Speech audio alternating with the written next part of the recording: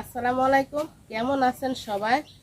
তো আজকে খুব মজার একটা মাছ রান্না করব। যারা যারা ভিডিওটা দেখতেছেন কষ্ট করে পুরাটা ভিডিও দেখেন।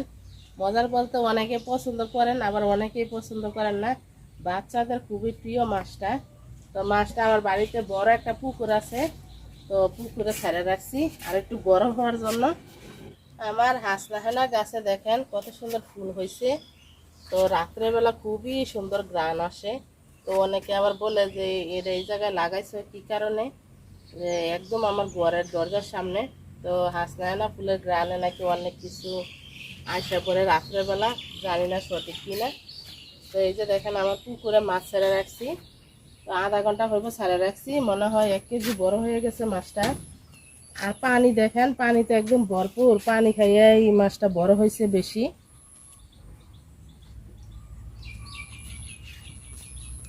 তো এই যে দেখেন মাছটা, পাঙ্গাস মাছ। এরকম মাছ কিন্তু খাইতে মজা, একটু লম্বা সাইজের, আবার গোল আছে মোটা, ওইটা কিন্তু গন্ধ আসে, ওইটা খাওয়া যায় না।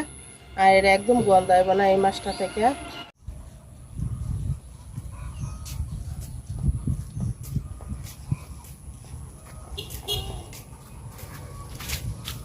মাছের সাইডগুলো আগে কাটতে নেই, তারপরে মাছ কাটবো। আমি মাছ কাটি এই জায়গায় বসে আসতে, দেখেন কি পরিমাণ রোদ এই জায়গায়।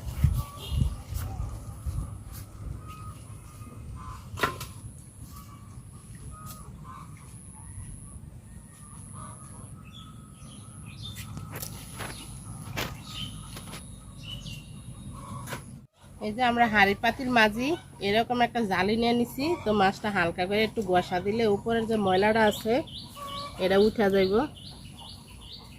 আবার অনেকে ডুমুর পাতা দিয়েও পরিষ্কার করে, যারা গ্রামে থাকে আর যারা শহরে থাকে তারা তার ডুমুর পাতা পায় না।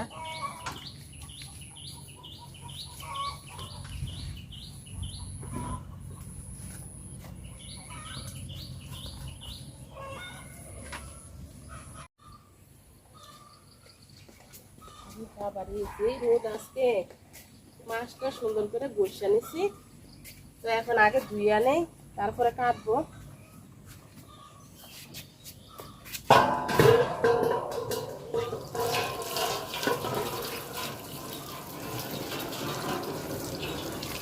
মাছটা দেখেন কত সুন্দর পরিষ্কার করে নিছি। তো বাহিরে রোদ দেখে আজকে ঘরে মাছ কাটতে বসি, নাইলে আমি বাহিরে মাছ কাটি সবসময়। বিসমিল্লাহ।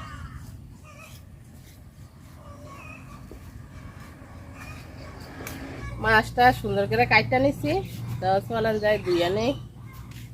আর মাছ আমি সবসময় কিন্তু লবণ দিয়ে ধুই, লবণ ছাড়া ধুই না, এমনিতে আগে ধুইয়া নেই তারপরে লবণ দিই। আমার বাড়ির 3 দিকে পোলট্রি মুরগির ফার্ম। মুরগিরা এত পরিমাণ পড়াশোনা করে আমারই ঘুম হারাম হয়ে যায়। ভিডিওতে হয়তো অনেকে দেখেন বা শোনেন, বেশিরভাগ সময় মুরগি ডাকে। মাছে লবণ দিয়ে নিছি, এখন সুন্দর করে মা খায় তারপরে ধুয়ে নিব। এই যে এই রগটা এমনিতে চিমড়া দিলে ওইটা জায়গা, এই যে আমি সবগুলো তুলে ফেলছি।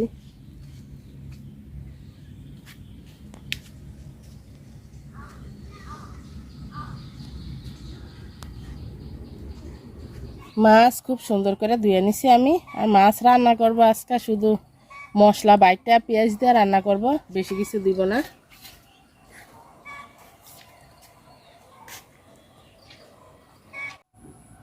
পেঁয়াজ কাটটা নিছি 1 বাটি, আর আদা রসুন চুলা পরিষ্কার করে নিছি। তো আমার গাছে মরিচ আছে, চলে 2টা মরিচ পারি।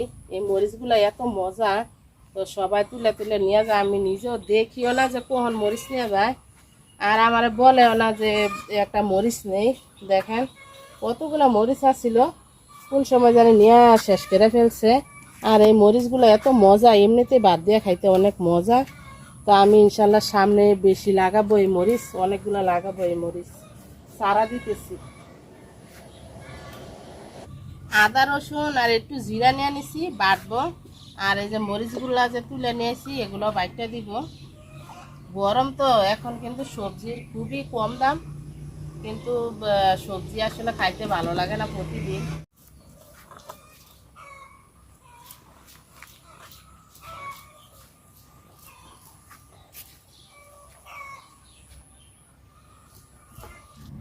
পাতিল গরম হয়ে গেছে, তেল দিয়ে দিলাম।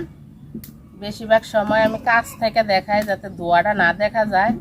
তো দেখেন কি পরিমাণ ধোঁয়া, লাঠির চুলায় রান্না করলে একদম কালো হয়ে যাওয়া লাগে। মাছে আমি হলুদ আর লবণ মাখায় নিছি, তো মাছ দিয়ে দিলাম।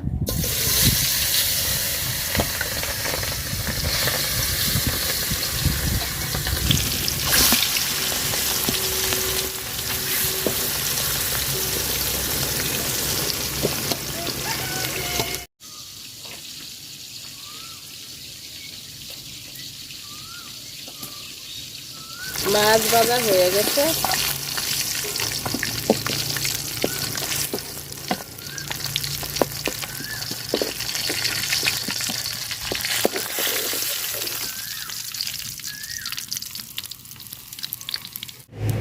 পেঁয়াজ কুচি দিয়ে দিলাম।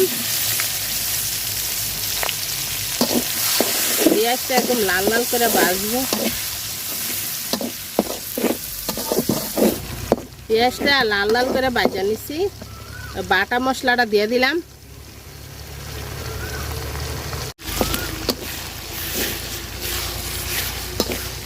মশলাটা খুব সুন্দর করে ভাজা নিব তেলের সাথে।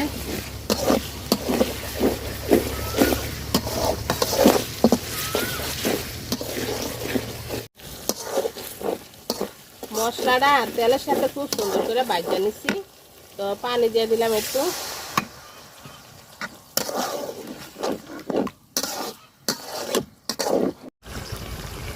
লবণ, হলুদ গুঁড়া,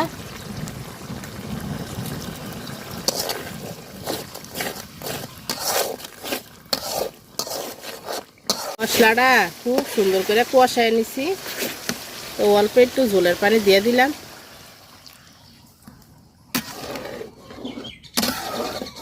ঝোলের পানি বলক এসে গেছে, মাছ দিয়ে দিলাম।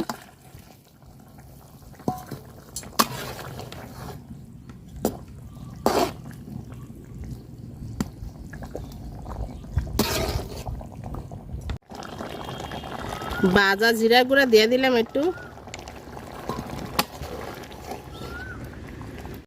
তরকারি হয়ে গেছে, নামাই নিলাম। যারা যারা এতক্ষণ ধরে ভিডিওটা দেখছেন সবাইকে অনেক অনেক অনেক ধন্যবাদ। আল্লাহ হাফেজ, আসসালামু আলাইকুম। সবাই খুব ভালো থাকেন।